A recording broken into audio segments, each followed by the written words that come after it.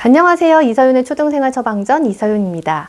네, 오늘은요, 우리 아이들의 공부를 하고자 하는 마음을 열게 하는 엄마의 말 한마디, 이 세 가지 한번 이야기를 나눠볼까 합니다. 자, 한번 이 두 가지 제가 말을 해볼게요. 어떤 말을 들었을 때 우리 초처방 구독자분들은 공부를 하고 싶다라는 생각이 드는지 한번 생각해 보세요. 이거 쉬워. 한번 해봐. 이거 좀 어려울 수 있어. 근데 노력하면은 해볼 수도 있을 거야. 자, 1번, 2번. 어떤 말을 들었을 때 공부를 하고 싶다, 한번 도전해보고 싶다라는 생각이 드나요?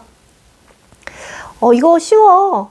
이거 해봐. 라고 들었을 때, 만약에 내가 그것을 해봤는데 실패를 했다라면은 나는 쉬운 것도 못하는 사람이 돼버리죠. 하지만 그걸 성공을 했을 때는 쉬운 거니까 당연히 성공하는 게 좀 당연한 거. 어떻게 보면은 성공에도 본전인 게 돼버리는 거죠.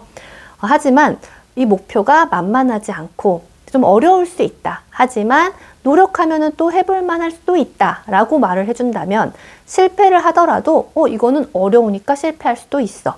만약에 성공을 하게 된다라면은 내가 어려운 것도 성공을 했어. 라고 생각을 하게 되는 것이죠. 그러니까 이 목표가 만만하다, 쉽다라고 말을 한다고 해서 우리 아이들이 해봐야 되겠다, 쉬우니까 해봐야 되겠다 라고 생각을 한다기보다는 조금 어려울 수 있고 조금 도전적일 수 있지만 그래도 좀 노력하면 할 수 있다 라고 말을 해주는 것이 성공을 해도 실패를 해도 내가 뭔가 손해보지 않은 그런 행동이 되는 것입니다. 자, 그러면 이제 두 번째 한번 또 말을 해볼게요. 아이가 만약에 오늘 공부하기 싫어 라고 말을 했다고 해볼게요. 학교 가기 싫어 말을 해볼게요. 그러면 대부분 우리 어른들은 그것에 대해서 논리적으로 반응을 합니다. 야, 너 학교 안 가면은 나중에 커서 먹고 살기 힘들고 뭐 배워야 될 거 못 배우고 훌륭한 사람이 돼야 되는데 학교에 가서 또 친구들이랑 놀고 이렇게 이제 그 아이의 감정에 대해서 잘못했다. 오히려 이것에 대한 메시지를 전해주는 것이죠. 그래서 논리적으로 그런 감정을 느끼면 안 되는 이유에 대해서 하나하나 알려주는 거예요. 근데 이제 공부도 힘들 수 있고 학교 가기 싫을 수도 있고 그 감정에 대해서 옳고 옳지 않음은 없다라는 것이죠. 공부도 하기 싫을 수 있고 학교도 가지 않을 수 있어요.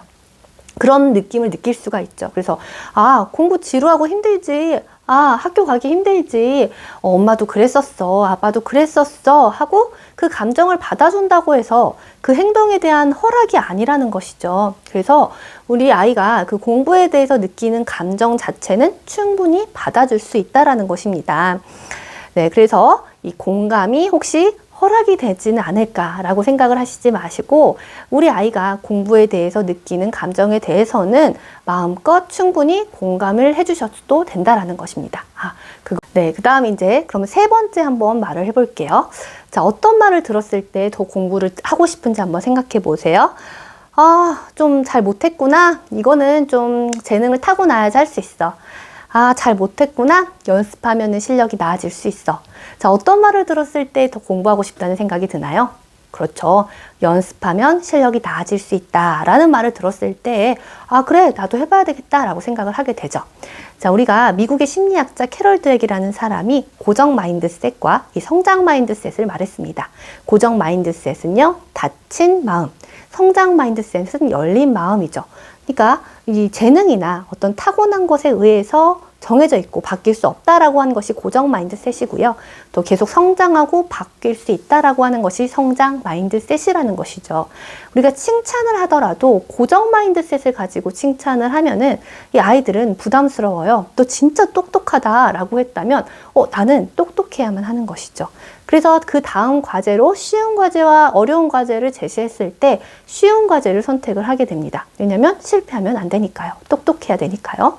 하지만 너는 열심히 연습을 했구나 라고 말을 했을 때는 쉬운 과제와 어려운 과제를 제시를 했을 때 설사 실패를 한다 하더라도 그냥 연습 시간이 좀 부족했던 거잖아요. 내가 연습하면 나아질 수 있고 언제든 바뀔 수 있는 거니까요.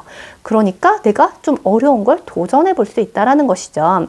그래서 이제 모든 것이 달라질 수 있다라는 마음을 갖고 있는 것이 정말 중요한데요. 교실에서도 아이들이 선생님 저는 소질이 없어요 라는 말을 많이 해요. 그럼 저는 절대 그런 말 하지 마. 지금 우리가 하는 것에는 소질로 결정나는 건 아무것도 없어. 우리가 얼마나 연습을 했느냐. 네가 연습 시간이 부족한 거지 소질이 없다라고는 아직 말하기에는 좀 일러라고 말을 하죠. 네, 그래서 혹시 이제 제가 아이한테 저도 모르게 분별 없이 화를 낼 때가 있잖아요. 그때 이제 제가 아이한테 엄마가 너무 화를 냈던 것 같아. 미안해. 엄마가 좀 노력이 부족했네. 라고 말을 합니다. 근데 이것도 이제 내가 감정 분별하는 거, 이 감정을 조절하는 것도 노력할 수 있는 부분이라고 저도 모르게 메시지를 전달하고 있는 것이고, 아이도 그렇게 믿게 된다라는 것이죠. 그래서 제가 3가지 말했습니다. 첫 번째는요, 목표가 만만하다고 말하지 마세요. 쉽다고 하지 마세요.